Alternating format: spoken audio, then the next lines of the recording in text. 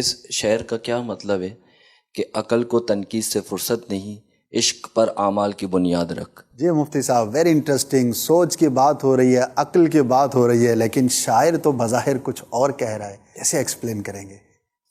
شاعر تو بہت کچھ کہتے ہیں اور فی کلی وادی یہیمون، ہر وادی میں بھٹکتے رہتے ہیں.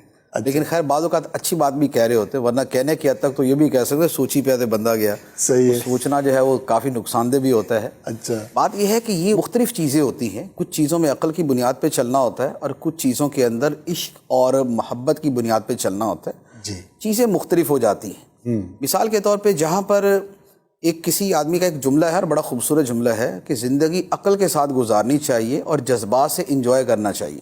اچھا. تو جذبات، عشق، محبت جو ہے یہ انجوائے کے لیے ہوتے ہیں کہ اس کے ذریعے انسان بیوٹیفائی کر لیتا ہے چیزوں کو. لیکن جو چلنا ہوتا ہے نا وہ عقل کے اوپر چلنا ہوتا ہے. ساری زندگی جذبات میں گزار دیں گے تو بھی ٹھوکریں کھاتے پھریں گے، اور عقل محض بن کے رہ گئے تو زندگی بالکل خشک ہو جائے گی. صحیح. تو اب آپ جب اپنی اولاد کے ساتھ جو ہے وہ چل رہے ہوتے ہیں تو عقل کے ساتھ جذبات بھی ہوتے ہیں. جب آپ کاروبار میں چل رہے ہوتے ہیں تو محض عقل استعمال کر رہے ہوتے ہیں، وہاں پر آپ کے جذبات نہیں ہوتے.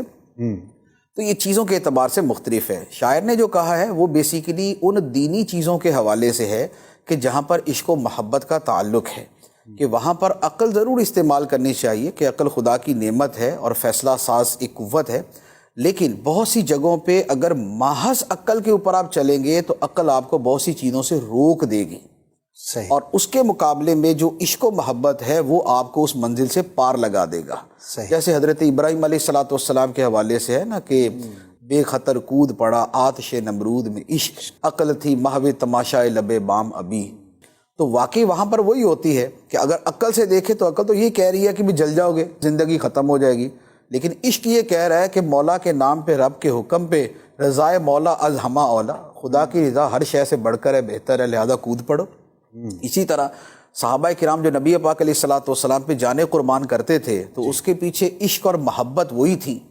وہاں عقل کی بھی نفی نہیں ہے کہ عقل بھی یہی کہتی ہے کہ بھائی اس ایک جان کے بدلے میں اگر آخرت کی دائمی زندگی ملتی ہے اور اللہ کا قرب ملتا ہے تو یہ سودا مہنگا نہیں ہے. ان اللہ اشتری من المؤمنین انفسهم واموالهم بان لهم الجنہ، بے شک اللہ نے ایمان والوں سے ان کی جانیں اور مال خرید لیے اس بدلے میں کہ ان کے لیے جنت ہے. تو جو سودا رب نے کیا ہے وہ عقلی اعتبار سے بھی ٹھیک ہے ہمارے، وہ ہماری عقل کے اعتبار سے بھی ٹھیک ہے. لیکن ظاہری اعتبار سے لگتا ہے کہ بھی عقل کچھ اور کہہ رہی ہے، عشق کچھ اور کہہ رہا ہے. تو جہاں پر اس طرح کے معاملات ہوں کہ وہاں پر عقل کے تقاضے کچھ اور ہوں، دین کے اور اللہ رسول کی رضا کے تقاضے کچھ اور ہو، تو وہاں پر عشق کو فوقیت دینی چاہیے عقل کے اوپر.